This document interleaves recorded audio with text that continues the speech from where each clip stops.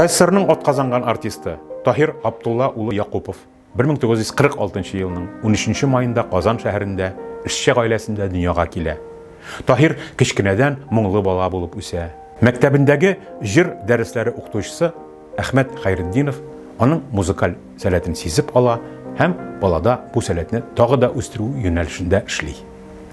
Тырышлыклары бушка китми.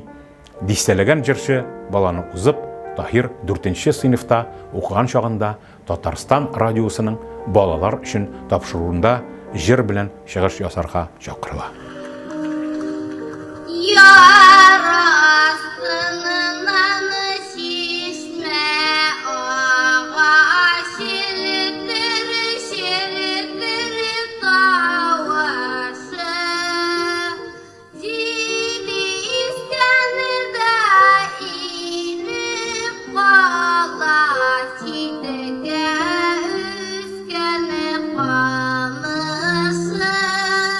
Әлеге тапшыруда яңгыраган Муса Җәлил сүзләренә Җәүдәт Фәйзи тарафыннан язылган Шишмә җыры Тахир Якуповның киң аудитория алдында тәүге чыгышы булып санала. Ләкин Тахирга киләчәктә музыкаль белем алырга мөмкинлек булмый.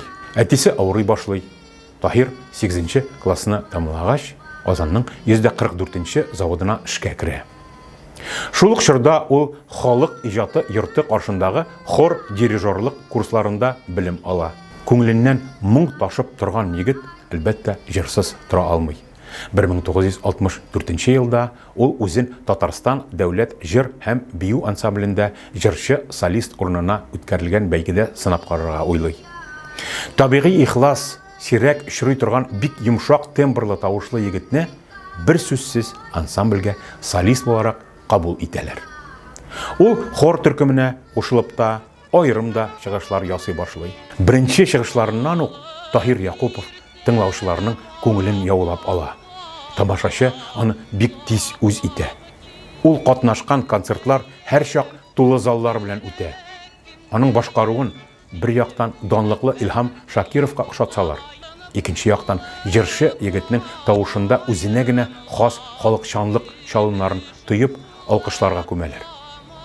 Мәскәүдә чыгып килгән Советская эстрада и цирк журналы Тахир Якуповны Татарстан дәүләт җыр һәм бию ансамбленең былбылы дип атасак та хата булмас дип язып чыга. 1974 елда җырчыны Абдулла Тукай исемендәге Татар дәүләт филармониясенең эстрада бүлегенә солист-вокалчы итеп чакыралар. Ул Советлар Союзы һәм якын чит илләр буйлап гастрольләрдә йөри. Исеме чит җирләрдә дә таныла.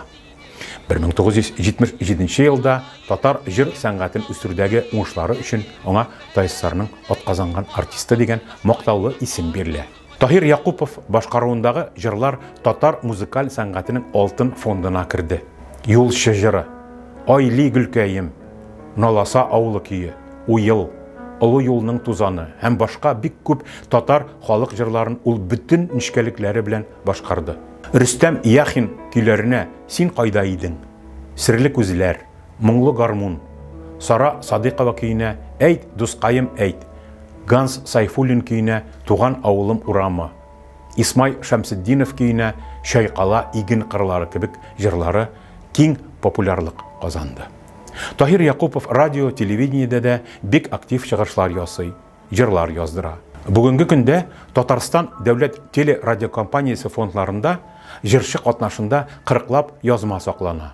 Тыңлаучылары Тахир Якуповны ул халкыбызның җыр сәнгате күгендә атылган йолдыздай булды дип билгеләде. Талантлы җырчының язмышы бер-бер артлы килгән сынауларга бай булып чыга. Алдан әтисе, соңрак әнисе Сукрая, абыйсы Наил, апасы Асия фаҗигале рәвештә һәлак булалар. Апасы Сания яп-яш килеш аурудан якты дөньяны ташлап китә. Фаҗигаләр сез узмый. Җырчының йөрәгендә тирән эз калдыра.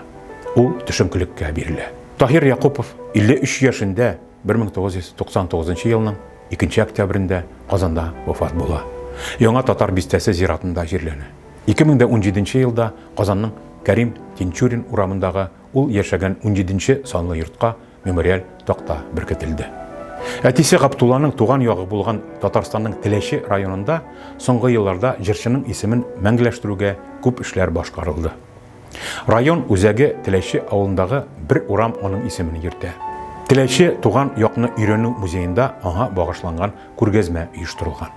Райондагы талантлы башкаручылар өчен Таһир Якупов исемендәге стипендия булдырылды. Казанда Аксу тавыш яздыру студиясе Таһир Якупов башкаруындагы җырларны яздырып чыгарды.